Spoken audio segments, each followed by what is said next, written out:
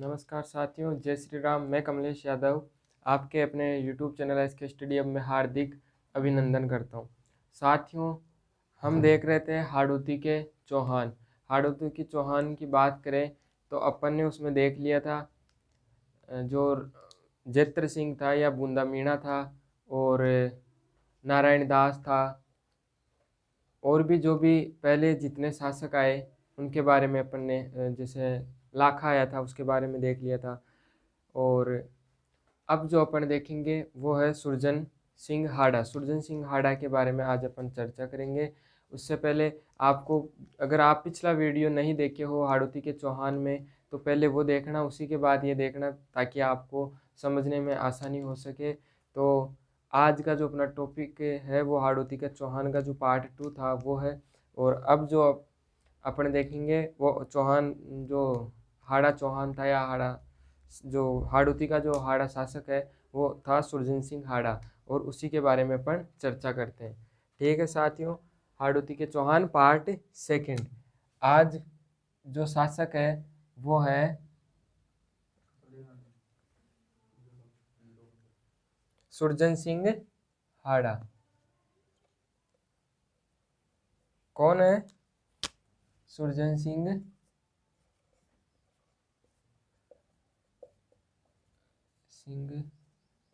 हाड़ा। सुरजन सिंह हाड़ा के बारे में चर्चा करें तो इसने क्या किया था। सुरजन सिंह ने जो अकबर था उससे संधि करके जो रणथंभौर दुर्ग था वो किसको सौंप दिया था? अकबर को सौंप दिया था।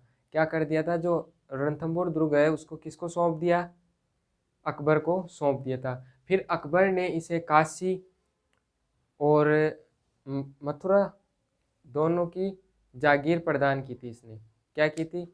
जागीर इसको सौंप दी थी, और इसको राव राजा की उपाधि दी थी। किसकी उपाधि दी थी? राव राजा की।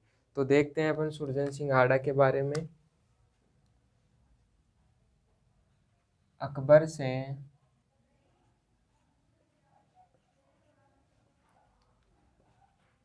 संधि की वह रणथंभौर दुर्ग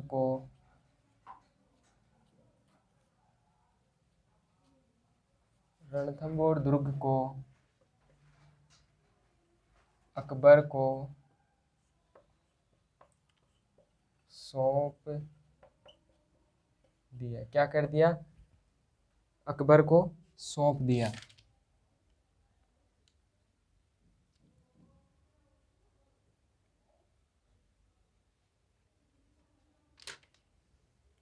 अब बात करते हैं, और ये जो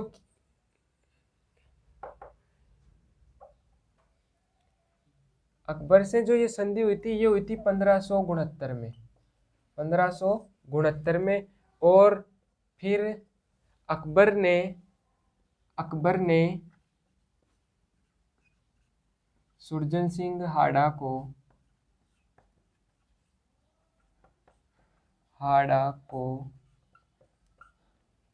राव राजा की उपाधि व काशी, मथुरा नहीं था वो, काशी और बनारस था। क्या था? काशी व बनारस की, कहाँ की? काशी और बनारस की जागीर प्रदान की जागीर प्रदान। क्वेश्चन आ जाए कि किस शासक को अकबर ने राव राजा की उपाधि दी थी, तो वो किसको दी थी? सुरजन सिंह हाड़ा को। अकबर ने कौन से शासक को काशी और बनारस की जागीर प्रदान की? तो किसको की? राव सुरजन सिंह हाड़ा को। राव सुरजन सिंह हाड़ा को काशी व बनारस की जागीर किसने प्रदान की? जहांगीर, अकबर, शाहजहां, बाबर। तो किसने दी थी? ये दी थी अकबर ने। और क्वेश्चन फिर घुमा के पूछ ले, अकबर ने राव सुरजन सिंह हाड़ा को कौन कौन सी जागीर प्रदान की? तो काशी और बनारस की जागीर प्रदान की थी। क्वेश्चन कैसे भी घुमा के आ सकता है, आपको याद क्या करना है? काशी व बनारस की जागीर प्रदान की किसने? अकबर ने। किसको? राव सुरजन सिंह हाड़ा को। और अकबर से संधि करने वाला हाड़ौती का चौहान कौन, हाड़ौती का शासक कौन सा था? तो सुरजन सिंह हाड़ा था। कब की? 1569 में की। ठीक है साथियों, आगे बात करते हैं। इसने इसने किसने? सुरजन सिंह हाड़ा ने। इसने द्वारिका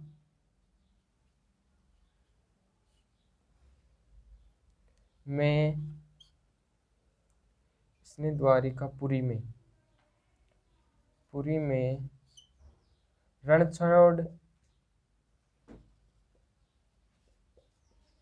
रणछोड़ मंदिर का निर्माण करवाया। क्या करवाया? द्वारिकापुरी में रणछोड़ मंदिर का निर्माण करवाया। किसने करवाया? तो ये करवाया था सुरजन सिंह हाड़ा ने। ठीक है, याद रखना आपको। आगे बात करते हैं इसके दरबारी विद्वान। दरबारी विद्वान कौन से थे? दरबारी विद्वान, तो इसके दरबारी विद्वानों की बात करें अपन, तो इसके जो दरबारी विद्वान था वो था चंद्रशेखर। कौन था? चंद्रशेखर।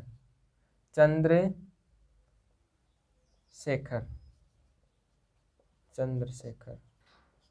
ठीक है, चंद्रशेखर किसका दरबारी विद्वान था? तो सुरजन सिंह हाड़ा का था। इसकी दो प्रमुख जो रचनाएं हैं वो कौन कौन सी थी? एक तो थी हमीर, दिख रहा है ना? नहीं दिख रहा? चलो इधर लिख देता हूँ। ये दो रचनाएं थी, कौन कौन सी? एक तो हमीर हट। हमीर हट मतलब जब अपन देखे थे अजमेर का चौहान, उसमें जो हमीर देव था ना, सॉरी रणथंबोर का देखे थे, उसमें आया था ना हमीर देव चौहान। तो उस टाइम पर भी कौन था? चंद्रशेखर। और हमीर हट चढ़े न दूजी बार, एक कहावत उक्ति हुई थी। वो किस लिए? कि जब वो अलाउद्दीन खिलजी का सेनापति था, उसका जो सेनापति था वो उसकी बेगम, कौन? चिमना बेगम को भगा कर ले आया था और उसको शरण दे दी थी हमीर चौहान ने। और उसने कथन कहा था कि हमीर हट चढ़े न दूजी बार, मतलब मैंने एक बार जो कह दिया मैं अब वो करूँगा, अब मेरा निर्णय है वो बदल नहीं सकता। तो हमीर हट जो कहा लिखी थी, ये किसने? चंद्रशेखर ने लिखी थी। और एक जो लिखी थी वो थी सुरजन चरित्र। क्या थी? सुरजन चरित्र। ये रचना है, ये सुरजन सिंह हाड़ा की लिखी गई थी। और ये वाली किसके लिए लिखी गई थी? ये लिखी गई थी हमीर देव चौहान के लिए। ठीक है, दो रचनाएं हो गई इसकी। आगे देखते हैं अपन,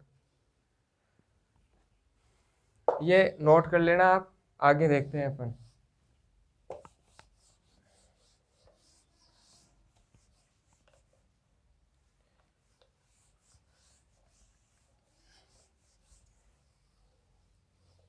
अब इसके बाद जो शासक आएगा वो 7 नंबर के जो शासक हैं वो है भाव सिंह। कौन से? ये प्रमुख शासकों की बात करें, ऐसे तो छोटे मोटे और भी शासक थे। भाव सिंह। कौन से? भाव सिंह। अब देखते हैं ये क्या भाव देते हैं। ठीक है, अब जो शासक आते हैं भाव सिंह, इनको क्या है कि कुछ इतिहासकार जोध सिंह भी बताते हैं कि भाई भाव सिंह नहीं थे, जोध सिंह थे। ठीक है, इनके लिए एक तो कहावत प्रसिद्ध हुई थी कि हाड़ा ले डूबियो गणगौर। क्या? हाड़ा ले डूबियो गणगौर। ये कहावत इसलिए प्रचलित हुई, एक बार इनकी जो रानियां और ये क्या करते हैं, नाव में बैठकर कहीं जा रहे थे, उस समय क्या करती है, नाव पानी में डूब जाती है। और इसीलिए ये कहावत प्रचलित हुई थी कि हाड़ा ले डूबियो गणगौर, मतलब खुद तो डूब गया और अपनी रानियों। गणगौर किसके लिए प्रयुक्त हुआ है? तो वो रानी के लिए हुआ है कि खुद तो डूबा जो डूबा, रानियों को और ले डूबा। सनम हम तो डूबेंगे जो डूबेंगे, आपको भी ले डूबेंगे। ये वाली कहावत प्रचलित है। ठीक है साथियों, आगे बात करते हैं। तो भाव सिंह ने क्या, एक तो बूंदी चित्रकला का जो बूंदी चित्रकला का स्वर्ण काल कहा जाता है इसके काल को। जैसे बात करें अपन मेवाड़ चित्र से लिखी, तो वहाँ का जो स्वर्ण काल कहा जाता है, किसके समय शासन काल को कहा जाता है? तो वो कहा जाता है जो अमर सिंह है उनको, उनके शासनकाल को कहा जाता है। इसी प्रकार जो भाव सिंह है, इनको बूंदी चित्रकला का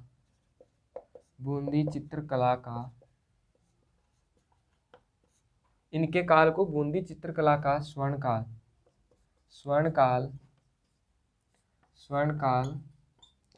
कहा जाता है। क्या कहा जाता है? बूंदी चित्रकला का स्वर्ण काल। किसके काल को? भाव सिंह के काल को। आगे देखें तो भाव सिंह के समय, कहावत मैंने आपको बताई दी थी, भाव सिंह के समय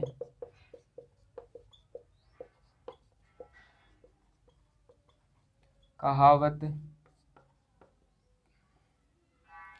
प्रचलित हुई। कौन सी कहावत प्रचलित हुई थी बताओ? अभी बताया था ना, हाड़ा ले डूब्यो गणगौर। हाड़ा ले डूब्यो गणगौर, याद रखना है, कई बार पूछा गया है। यह कहावत किसके लिए प्रचलित हुई? तो भाव सिंह या जोध सिंह के लिए। ले डूब्यो गणगौर, गणगौर, हाड़ा ले डूब्यो गणगौर, ये इनके समय कहावत प्रचलित हुई थी। और कुछ इतिहासकार जो है मैंने आपको बताई थी, ये कहावत है जो जोध सिंह के लिए, भाई जोध सिंह के लिए प्रचलित है। ठीक है, आगे बात करते हैं, वो आता है राव बुद्ध सिंह। कौन से शासक आएंगे अब? राव बुद्ध सिंह आएंगे। ठीक है, अब देखते हैं इनके बारे में। इतना ही था। बूंदी के अधिकतर पूछा जाने वाला क्वेश्चन ये है कि बूंदी चित्रकला का स्वर्ण काल किसको कहा जाता है? तो भाव सिंह के।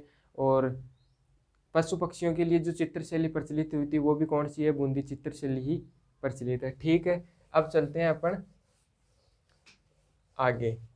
अब वो है राव बुद्ध सिंह। राव बुद्ध सिंह, राव बुद्ध सिंह। राव बुद्ध सिंह के बारे में क्या क्या घटनाएं घटी इनके काल में, वो देखते हैं। एक तो राव बुद्ध सिंह के समय जो फ्रुक्शियर, एक मुगल बादशाह था फ्रुक्शियर, उसने क्या किया? बूंदी पर अधिकार कर लिया था। ठीक है, ये याद रखना है, फ्रुक्शियर। और जो फ्रुक्शियर था, फ्रुक्शियर, ये क्या है कि इसके एक रोग हो गया था।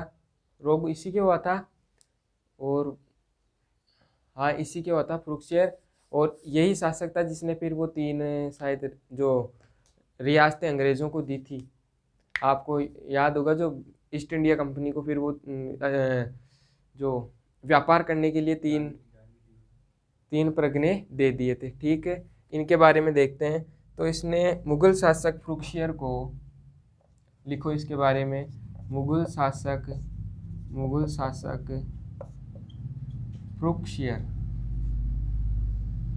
फ्रुक्शियर मुगल शासक फ्रुक्शियर ने बूंदी पर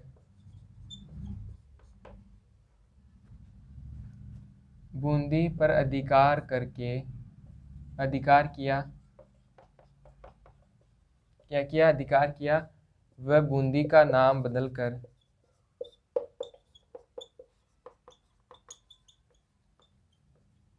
क्या कर देगा? नाम बदलकर फर्रुखाबाद। क्या नाम किया इसने? फर्रुखाबाद। सॉरी, बूंदी का नाम बदलकर फर्रुखाबाद कर दिया। इतना याद रखना है आपको। और इसकी जो पत्नी थी वो थी कौन? आनंद कंवरी। आनंद, पत्नी लिख लेना, पत्नी कौन थी? आनंद कंवरी। ये जो कछवाहा, जयपुर का जो कछवाहा, आमेर के कछवाहा शासकों की राजकुमारी थी। कौन थी ये? राजकुमारी थी, कछवाहा वंश की। और इसको अमर कंवरी के नाम से भी जाना जाता है। किस नाम से? अमर कंवरी को। अगर ऑप्शन में आपको आनंद कंवरी न देखे, अमर कंवरी दे दे, तो अमर कंवरी करना है। ठीक है,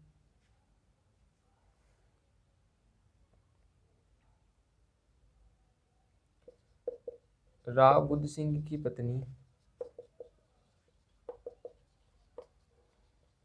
पत्नी या रानी आनंद कंवरी कछवाहा शासक की थी। आपको पता है, कंवरी कछवाहा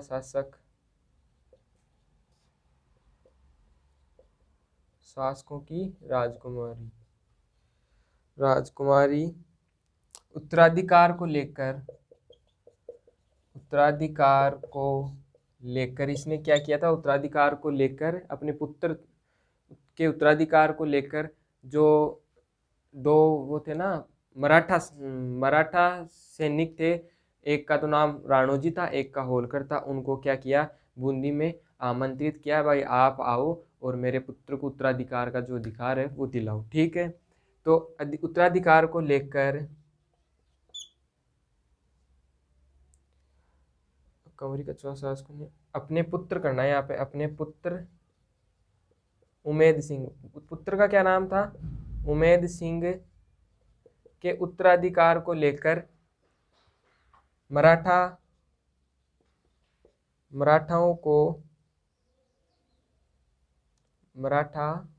सरदारों को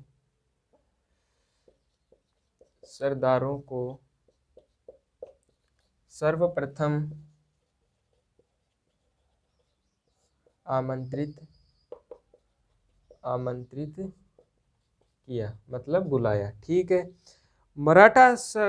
जो मराठाओं का राजस्थान में सर्वप्रथम जो जहाँ इन्होंने सर्वप्रथम आए थे वो कौन सी जगह थी, तो वो बूंदी थी। सर्वप्रथम कहाँ आए थे, बूंदी में आए थे। मराठाओं का आगमन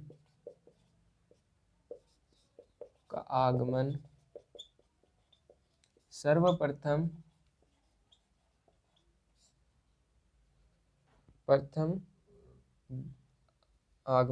बूंदी रियासत में ही हुआ। कहाँ हुआ, बूंदी रियासत में हुआ। और वो मैंने बता ही दिया आपको कि वो दो सरदार कौन कौन से थे, यहाँ लिख लो। वो सरदार थे, एक तो राणोजी, कई बार इनका नाम पूछा गया, राणोजी, और एक थे होलकर। दो सरदार थे, एक तो राणोजी था और एक होलकर था। ठीक है, इनके बारे में मुख्य रूप से यही बातें थी। और एक बात आप लिखना, जो इनका पुत्र था उमेद सिंह, कौन सा था, उमेद सिंह, इसने बहुत ही एक गजब का काम किया था। इसने अपनी सोने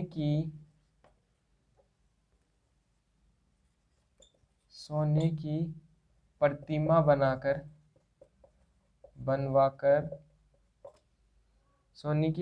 बनवाकर उसका दाह संस्कार करवाया।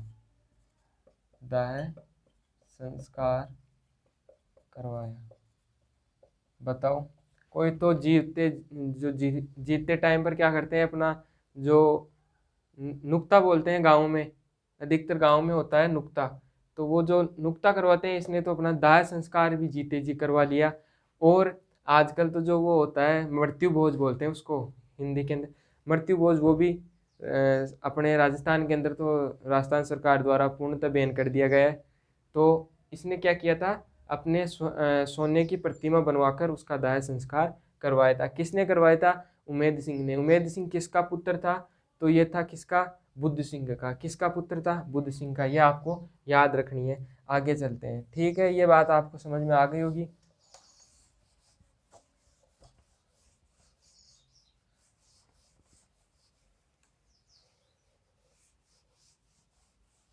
अगला जो शासक आता है वो आता है रतन सिंह। कौन आएगा, रतन सिंह।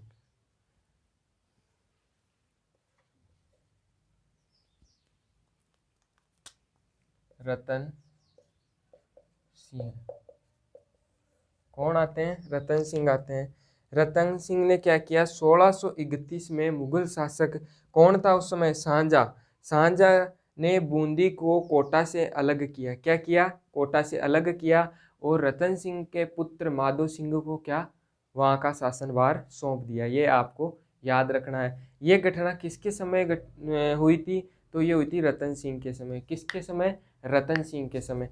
कौन से शासक के समय बूंदी रियासत कोटा रियासत जो बूंदी से अलग हुई थी, वो किसके शासनकाल में हुई, तो आपको याद रखना है रतन सिंह के समय हुई थी। किसके समय हुई थी, रतन सिंह के समय।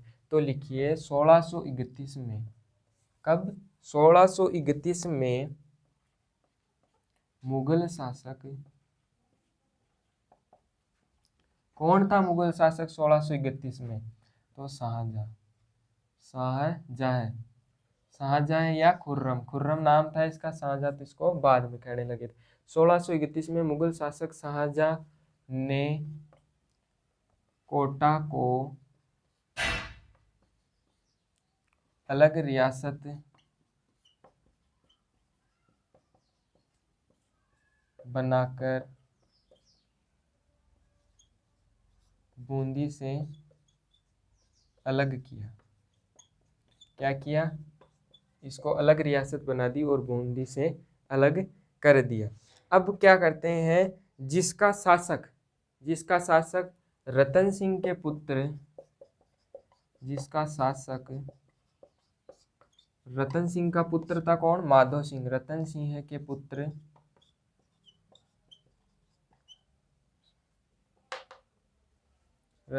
पुत्र माधो सिंह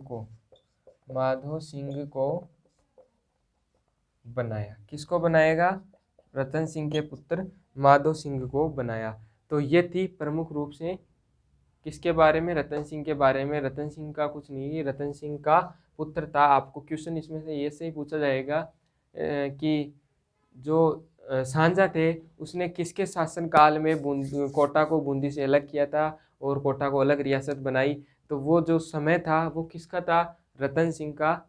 रतन सिंह के समय की थी। कब की थी, 1631 में की थी। किसने की थी, सांझा ने की थी। और इसका जो उत्तराधिकार नियुक्त किया था वो किसको किया था, तो जो राव रतन सिंह था इसके पुत्र माधो सिंह को किया था। ये आपको याद रखना है। आगे बात करते हैं, तो अगला जो शासक आता है अनिरुद्ध सिंह। कौन आएगा, अनिरुद्ध सिंह। अनिरुद्ध सिंह के बारे में तो आपने सुन ही लिया होगा कि इनकी एक तो दहाई माँ के लिए क्या किया था इन्होंने, छतरी बनवाई थी शायद। अनिरुद्ध सिंह कौन था, अनिरुद्ध सिंह। क्या अनिरुद्ध सिंह ने क्या क्या किया, अब देखते हैं अपन। अनिरुद्ध सिंह ने अपनी दहाई माँ के लिए एक छतरी बनवाई थी। कितने खंभों की थी वो, 84 खंभों की। 84 खंभों की छतरी थी, है ना। उसका निर्माण करवाया। और एक जो इनकी रानी थी नाथावती, उसने क्या किया था, रानी जी की बावड़ी का निर्माण करवाया था। क्या किया था, रानी जी की बावड़ी का निर्माण करवाया था। तो लिखिए आप, अपनी दहाई माँ के लिए, दहाई माँ के लिए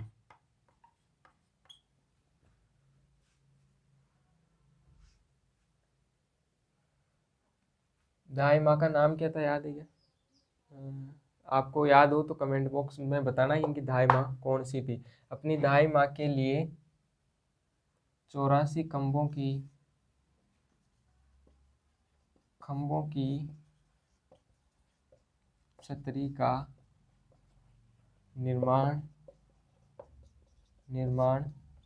करवाया। और जो 84 खंभों की छतरी है उसको क्या, किस नाम से भी जाना जाता है, दाबाई की छतरी के नाम से भी जाना जाता है। कई बार एग्जाम में डायरेक्ट ऐसे पूछा गया 84 खंभों की छतरी कहाँ स्थित है। अधिकतर बच्चे कंफ्यूज होकर क्या करते हैं, अलवर करते हैं। लेकिन 84 खंभों की छतरी अलवर में नहीं, कहाँ है, बूंदी में है। और बूंदी जो है, जो अलवर में जो छतरी है वो 80 खंभों की है। और मूसी महारानी की छतरी है जो कि सरिस्का अलवर में स्थित है। ये आपको याद रखना है। आगे बात करते हैं, अनिरुद्ध सिंह की रानी, अनिरुद्ध सिंह की रानी कौन सी रानी बताओ, नाथावती। कुछ इसको नाथावती के नाम से भी बोलते हैं, लेकिन नाथावती याद रखना आपको। नाथावती ने बूंदी में रानी जी की बावड़ी, किसकी बावड़ी, रानी जी की बावड़ी का निर्माण करवाया। बताओ किसने करवाया, अनिरुद्ध सिंह देगा, लेकिन अनिरुद्ध सिंह थे इन्होंने नहीं करवाया। किसने करवाया था, नाथावती ने कराया था। आपको ये याद रखना है, ठीक है। इस बावड़ी को क्या कहा जाता है, बावड़ियों का सिरमौर कहा जाता है। रानी जी की बावड़ी है, इसको क्या कहा जाता है, बावड़ियों का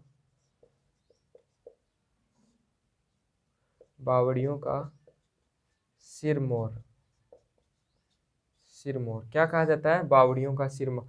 किस बावड़ी को बावड़ियों का सिरमौर कहा जाता है, तो जो रानी जी की बावड़ी है इस बावड़ी को बावड़ियों का सिरमौर कहा जाता है। ये आपको याद रखना है। आगे जो शासक आता है वो आएगा कौन, विष्णु सिंह। कौन आएंगे, विष्णु सिंह। अगले शासक की बात करते हैं अपन, वो है विष्णु सिंह। कौन है? विष्णु सिंह।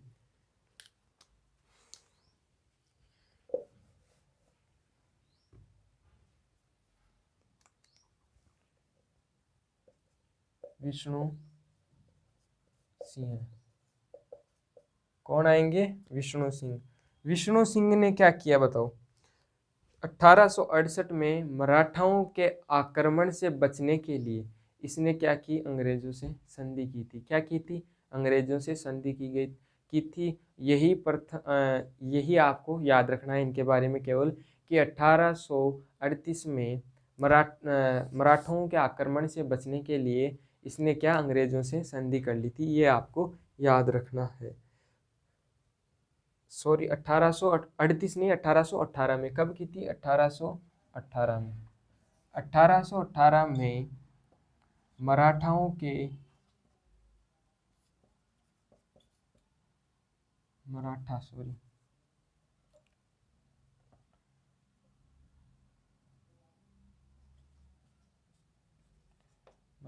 के आक्रमण से बचने के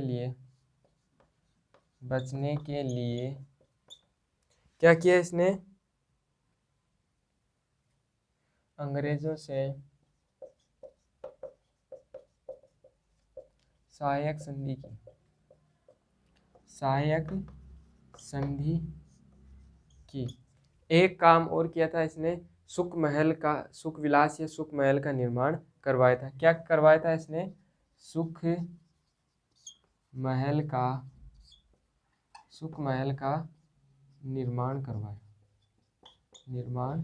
करवाया। बताओ, सुख महल का निर्माण किसने करवाया था? तो सुख महल का जो निर्माण है वो किसने करवाया था? ये करवाया था, सुख महल का निर्माण जो करवाया था विष्णु सिंह ने ही करवाया था। अब आगे जो शासक आता है वो है बहादुर सिंह। कौन था? अंतिम शासक है ये। बूंदी का जो बूंदी रियासत है उसके अंतिम शासक कौन है? वो अंतिम शासक कहाँ गए थे? बहादुर सिंह ही है। कौन है? बहादुर सिंह। तो लिखो, बूंदी का अंतिम शासक कौन है? लिखो, बूंदी का अंतिम शासक। तो बूंदी का जो अंतिम शासक है वो बहादुर सिंह ही है। अंतिम शासक कौन है? बहादुर सिंह ही है। फिर बात करें आगे, तो इसने क्या? राजस्थान के एकीकरण के समय जो शासक था बूंदी का वो कौन था? यही थे। तो राजस्थान के एकीकरण के समय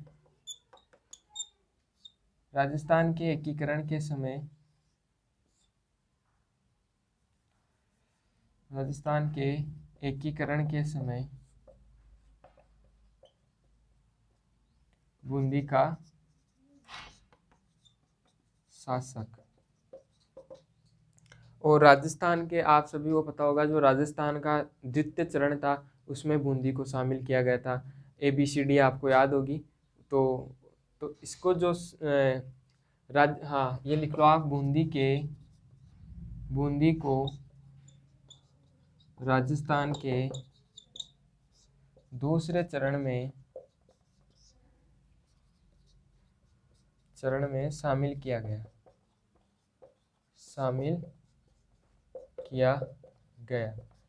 कौन से चरण में शामिल किया गया? तो वो है कौन सा? बूंदी। क्या है? बूंदी आ जाएगा दूसरे चरण में, बूंदी को। और इस समय शासक कौन था? तो बहादुर सिंह था। ठीक है, ये आप नोट कर लो। तो आज जो अपन ने देखा वो बूंदी के शासकों के बारे में अपन ने देख लिया। आज की जो क्लास थी वो आपको कैसी लगी आपको बताना है। और आज और अपने इसके बूंदी हाड़ौती के शासकों के बारे में देखा। अपने 2 पार्ट देखे थे और इसमें बूंदी के बारे में पढ़ा। अगला जो टॉपिक रहेगा वो कोटा के बारे में रहेगा। आज आपको इसमें कितना समझ में आया, क्या अच्छा लगा क्या नहीं लगा, वो आप मेरे को बता देना। आज जो है बूंदी रियासत के अपन ने सारे शासकों के बारे में देख लिया। ठीक है, ये आज अपन पूरा कंप्लीट टॉपिक कर लिया है। अब मैं आपसे एक बात या जो छोटी सी एक क्या बोलते हैं मोटिवेट जो शायरी है वो मैं आपको सुनाना चाहता हूँ। अच्छी लगे तो बताना, ठीक है। यूं ही नहीं मिलती, यूं ही नहीं मिलती राही को मंजिल, यूं ही नहीं मिलती राही को मंजिल, एक जुनून सा दिल में होता है, एक जुनून सा दिल में जगाना पड़ता है। पूछा चिड़िया से, क्या पूछा चिड़िया से कैसे बना आशियाना, तो बोली भरनी पड़ती है उड़ान बार बार, भरनी पड़ती है उड़ान बार बार, तिनका तिनका उठाना पड़ता है, तब जाकर को आशियाना बनता है, तब जाकर आशियाना बनता है। तो आपके लिए भी ये एक बहुत ही महत्वपूर्ण मोटिवेट शायरी होगी कि बार बार मेहनत करनी पड़ेगी, एक बार हारने से हार नहीं माननी है। बार बार अपन को क्या, कितनी भी रुकावटें आएँ, कितना भी कुछ भी हो, लेकिन हमें जो अपनी मंजिल है वो पाकर रहना है। आज के लिए इतना ही। धन्यवाद साथियों। जय हिंद, जय भारत। Thank you.